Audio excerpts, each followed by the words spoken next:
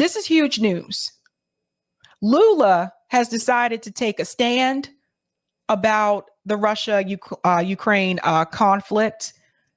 And I want to get into that story. But before I get into that story, I want to remind you what happened recently, that Germany has decided to send Leopard tanks to Ukraine to help them out. Now, this comes after Joe Biden has decided to send tanks. So Germany, I guess, being an ally with the U.S., I think they feel like their hand was forced. You're going to see some of that conversation in just a second with this clip from Democracy Now! I guess they felt like their hand was forced because of the actions from Joe Biden. So I guess they felt like they had to do something too. But from what I understood, it seems like the people in Germany did not want to do this. So now you have the government going against what the people want. I mean, I was really surprised when I heard this announcement by Germany. I was like, that does not sound like something that Germany would do. So I was surprised by that, especially having lived in Germany. But it just seems like they felt like their hand was forced. So I want to play a part of this clip here. Now, this is Seven. I believe that's how you pronounce her name. She is a member of the German parliament. She's a lefty. And she's going to let you know how she felt about that decision. And then we're going to discuss what Lula has decided to do. So let's get cracking.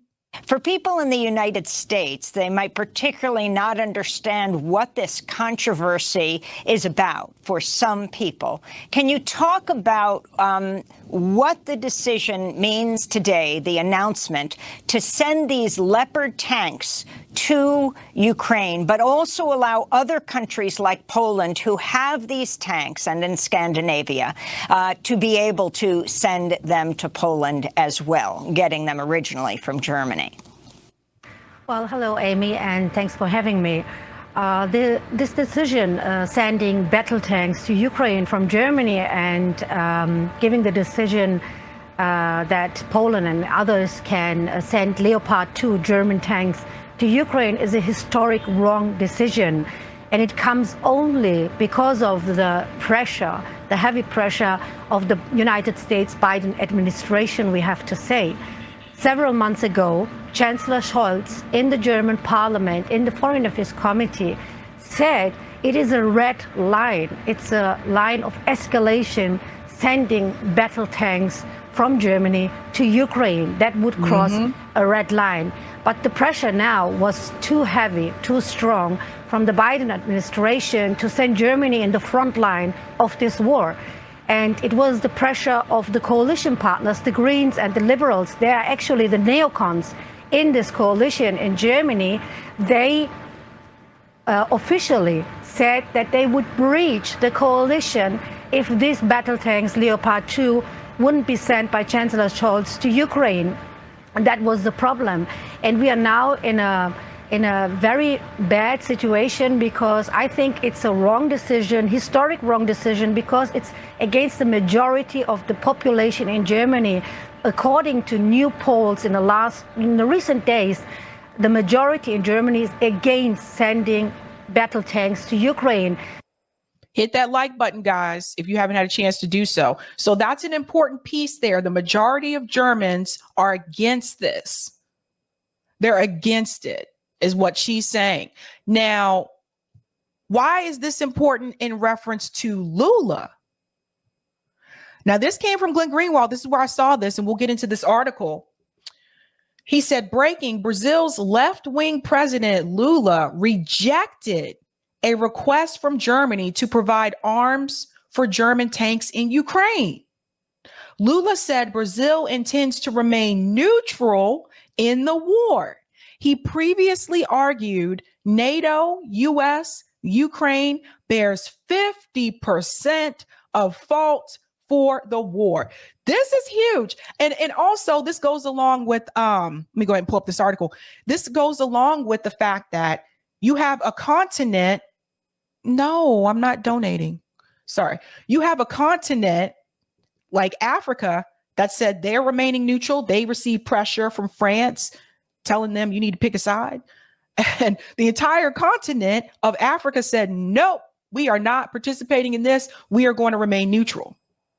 Now you have Lula saying that Brazil, so now you have another country saying, we are not going to participate in this. We are not going to give any type of arms, and we are going to remain neutral as well. And I want to see, sorry, I can't talk today. I want to see if this is going to be the tipping point. Will this encourage other countries to do the same? I don't know. We'll have to wait to see, but let's go ahead and get into this. So Lula is like, I am not about that life. Brazil's ex-president Lula claims Zelensky equally to blame for war. Let's get into this. Now, The Guardian published this. I'm actually surprised they covered this. Brazilian presidential frontrunner Lula has said the Ukrainian president, this was posted last year, but I'm still surprised The Guardian published it. So this was May 4th, 2022. So listen to this. Lula has said the Ukrainian president Zelensky and his Russian counterpart Putin bear equal responsibility for the war in Ukraine, putting the leftist icon at odds with Western powers. In an interview with Time magazine published on Wednesday, the former president said, well, he's president now, but the former president said it was irresponsible for Western leaders to celebrate Zelensky because they are encouraging war instead of focusing on closed-door negotiations to stop the fighting. And again, this is a call for peace, right? And I don't understand what's wrong with that. We can talk about that on Call In too. What's wrong with calling for peace? Because even those that are calling for peace are also being smeared as Putin puppets. It's really weird. People are all over the place. I see the president of Ukraine speaking on television, being applauded, getting a standing ovation by all the European parliamentarians. This guy is as responsible as Putin for the war. Lula, who is on Time's cover this week, is the front runner for October elections. The remarks will probably raise eyebrows in the US and Europe, which are supplying military support to Ukraine and have hit Russia with punishing sanctions over an invasion widely seen in the West as an act of unprovoked Russian aggression. Lula said Zelensky should have yielded to Russian opposition to Ukraine's moves to join NATO and held negotiations with Putin to avoid a conflict.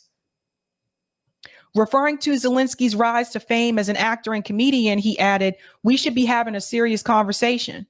Okay, you are a nice comedian, but let's not make war for you to show up on TV." The veteran leftist said Biden and European Union leaders failed to do enough to negotiate with Russia in the run-up to its invasion of Ukraine in February. The United States has a lot of political clout, and Biden could have avoided war, not incited it. Biden could have taken a plane to Moscow to talk to Putin. This is the kind of attitude you expect from a leader. The US and EU could have avoided the invasion by stating that Ukraine would not join NATO. Putin shouldn't have invaded Ukraine, but it's not just Putin who is guilty. The US and the EU are also guilty. How do you feel about that? Again, for those of you who are just joining, saw this announcement earlier today, Brazil's left-wing president rejected a request from Germany to provide arms for German tanks in Ukraine. Lula said Brazil intends to remain neutral in the war. Do you guys think that this could be the push to encourage other countries to do the same? Because if that happens, then maybe there'll be more of a push to call for peace. You know? Let's go to some of these comments really quick.